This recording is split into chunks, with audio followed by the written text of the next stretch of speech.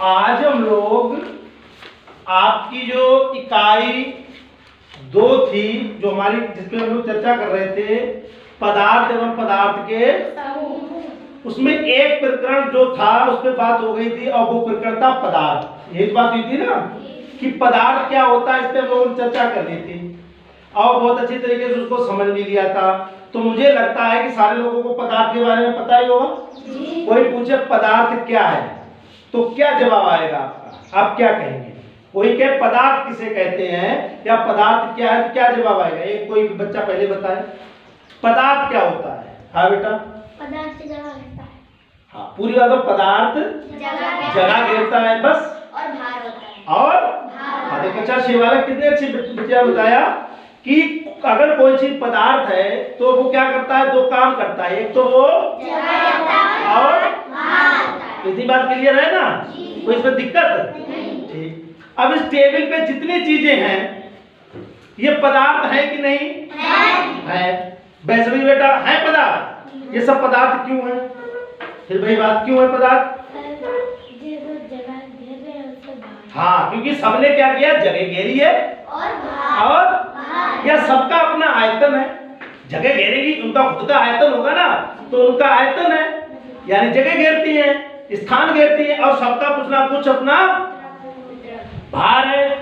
ठीक, भार बोलते हैं। द्रव्यमान तो एक बहुत बड़ी चीज है, द्रव्यमान के कारण ही भार आता है। ठीक, तो भार है या द्रव्यमान है। द्रव्यमान बोलना बहुत अच्छी बात है। क्यों? क्योंकि भार तो आपको पता है कम भी हो जाता है और भार तो कम ज्यादा होता रहता है ना। क्यों? क्यों आशीष? अगर अंतरिक्ष में चले जाए तो कम। हाँ देखो आशीष ने कहा कि अगर हम गुरुत्वाकर्षण से बाहर चले जाएं, मतलब अंतरिक्ष में चले जाएं, पृथ्वी के ऊपर चले जाएं, जब पृथ्वी में खींचना बंद कर देंगे तो क्या होगा? भार हमारा कम हो जाएगा। मतलब कितना कम हो जाएगा? 0 हो जाएगा। देखो तो क्या पदार्थ खत्म हो जाएगा? नहीं, पदार्थ रहेगा। तो द्रव्यमान की बात करते, द्रव्यमान कभी खत्म नहीं होता है। द्रव्यमान हमेशा रहता है, चाहे भार हो या ना हो। तो द्रव्यमान एक मेन चीज है। तो पदार्थ क्या होता है? जिसमें आयतन हो और लेकिन कक्षा 6 की जो किताब है वो बड़ा उसमें साधारण लिखा है कि प्रत्येक पदार्थ स्थान घेरता है, उसमें भार। तो आप अपना ये भी दिमाग में रखो कि स्थान घेरता है और उसमें भार होता है। भार किस कारण आएगा शिवम? भार किस कारण आता है? भार होता क्यों है? क्योंकि उसमें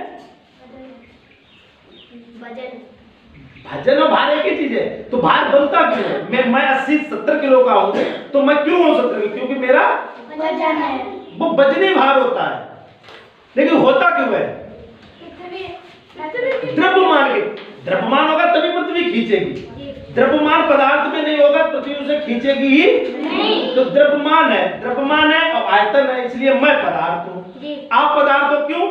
क्योंकि आपके अंदर द्रव्यमान है, वो आयतन है, आप स्थान घेरते हो। तो इसीलिए कोई चीज लो तो ये सब क्या है? पदार्थ है। क्यों? क्योंकि इनका अपना एक आयतन है और अपना एक द्रव्यमान है, भार है। वो उतनी बात समझो, उतनी बात क्लियर हो गई।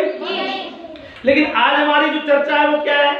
जब आपको हमने बताया कि ढेर सारे पदार्थ हैं दुनिया में, लाखों करोड़ों अरबों खरबों, पता नहीं कितने होंगे, गिनती थोड़ी है। उनके अपने नाम है। सोना, चांदी, तांबा, लोहा, एल्युमिनियम, कॉपर, जस्ता, सोडियम, पोटेशियम, क्लोरीन, फास्फोरस, चांदी, नमक, आटा, घी, दूध, तेल, चावल, हाथी, घोड़ा, सब पदार्थ हैं। तो इनको अब हमें पढ़ना भी है।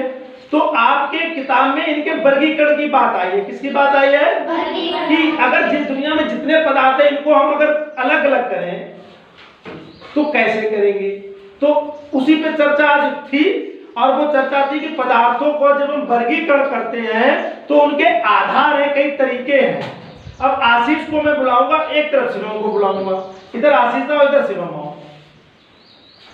आगे से आओ तो ज्यादा मजा आएगा क्योंकि आपको बहुत लंबी तैयारी करनी है आगे के लिए, तो इसलिए आगे से तैयारी अच्छी होती है। यहाँ आगे बोलोगे तो हमारा हौसला बढ़ता है, कॉन्फिडेंस। तो बेटा बात हम लोग पदार्थों के वर्गीकरण की करेंगे, ठीक? लेकिन आपको पता है वर्गीकरण कई तरीके से हो सकता है। अब आप पहला एक कोई वर्गीकरण बताओ कि पदार्थों को अगर हमें अलग अलग करना है तो कैसे करेंगे, कैसे कर सकते हैं? कोई एक तरीका बताओ, कोई बताओ। हम ये नहीं कि ऐसे करो, तुम्हारे दिमाग में तुम पहले वो बताओ थोड़ा। दुनिया में जितने पदार्थ है तुमको अलग अलग करना है, तुम्हें कैसे करोगे? यहाँ आके गड़बड़ करने लगे।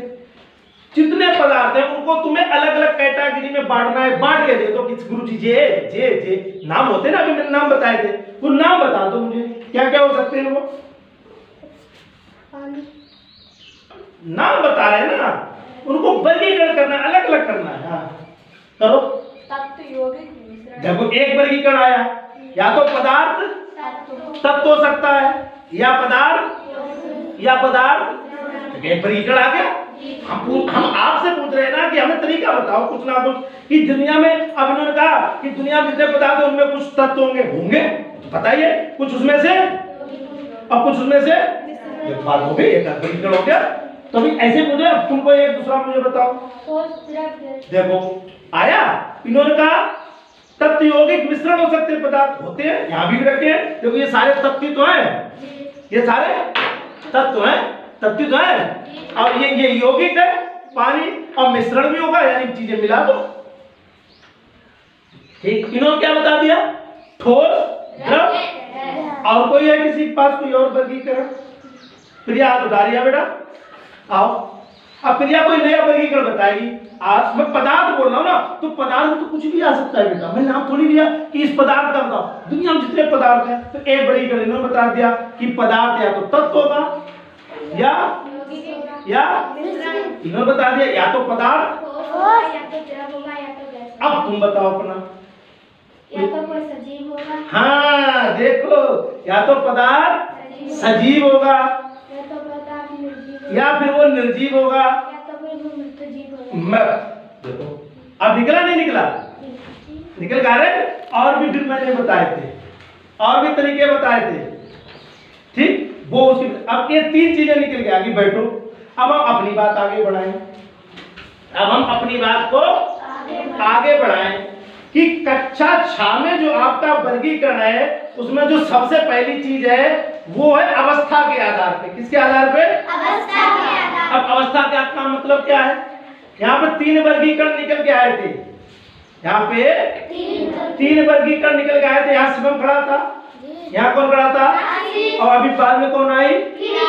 तो शिवम ने पहला बताया था तत्व यौगिक, शिवम ने बताया, आशीष ने बताया था, और प्रिया ने बताया था सजीव निर्जीव। अब इन तीनों में से शिवम, आशीष, प्रिया, इनमें से किसने अवस्था के आधार पर बताया था? प्रिया। अच्छा आशीष। शिवम ने, अच्छा फिर से आ जाओ, तीनों बच्चे आ जाओ ताकि तुम्हें क्लियर हो जाए। शिवम यहाँ पे आओ, आशीष यहाँ पे जाओ। तुमने क्या बताया बोल दो? तत्व यौगिक मिश्रण। तुमने क्या बताया? ठोस द्रव्य। तुमने क्या बताया? सजीव निर्जीव मृत। सजीव निर्जीव मृत। मृत बोलो, मृतोजीवी नहीं, मृत बोलो, मृत।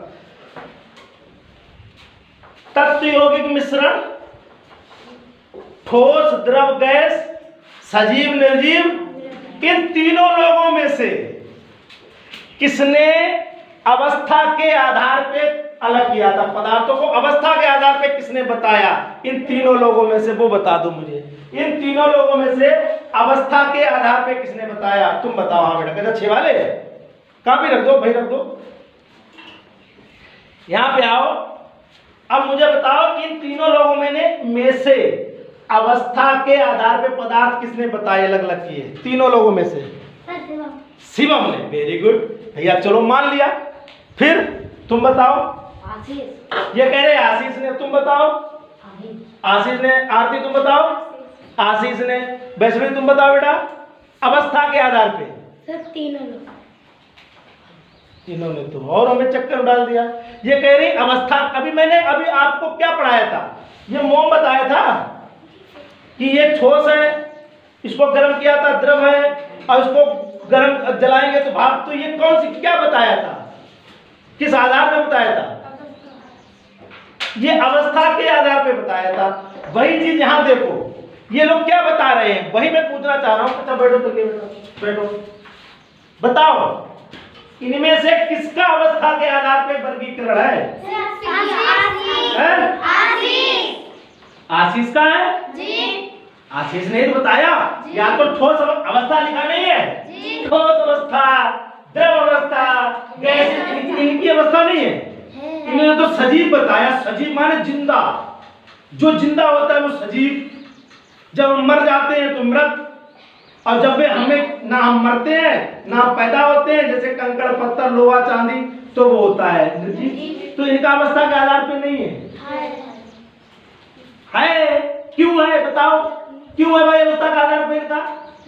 क्यों? तू तो गई है, समझ नहीं आ रही है, समझ नहीं आ रहा है क्यों कर रही हो? है इनका अवस्था के आधार पे नहीं है इनका भी। मैंने बताया ना कि कई तरीके से बांट सकते हैं ना। इनका तो अवस्था के आधार पे है, इनका अवस्था के आधार पे नहीं, इनका और आधार है, वो बताएंगे।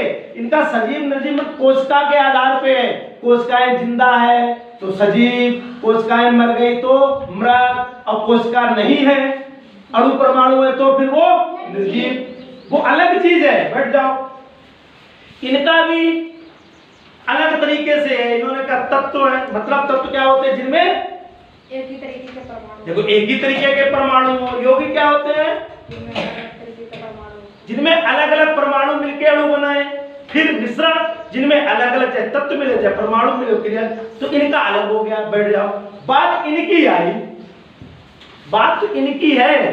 इन्होंने कहा पदार्थ या तो ठोस या फिर द्रव या फिर गैस। तो ये अवस्था है। अवस्था, अवस्था मतलब पानी है, ये अवस्थाएं तो है। इसको जमा दोगे वो भी तो अवस्थाएं होगी। गर्म भाप बन जाएगी वो भी तो, लेकिन रहेगा तो पानी ही। कि पानी पेट्रोल बन जाएगा, डीजल बन जाएगा, मिट्टी का तेल बन जाएगा, रहेगा पानी। क्या बदल जाएगी? खाली अवस्था बदलेगी, अवस्था। तो पदार्थों को अवस्था के आधार पे बांटा जाता है बेटा, बात समझ लो। बैठो आशीष बेटा, बहुत बढ़िया। तो हम यहाँ पे पदार्थों के वर्गीकरण की बात करेंगे, लेकिन किस आधार पे? किस अवस्था, किस आधार पे? अवस्था के आधार पे। किस आधार पे करेंगे?